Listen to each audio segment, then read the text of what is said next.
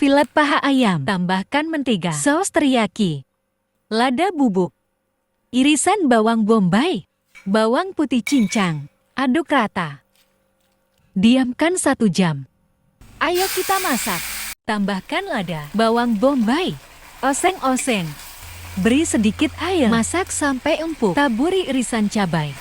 Masak sampai airnya sedikit menyusut. Siap disajikan.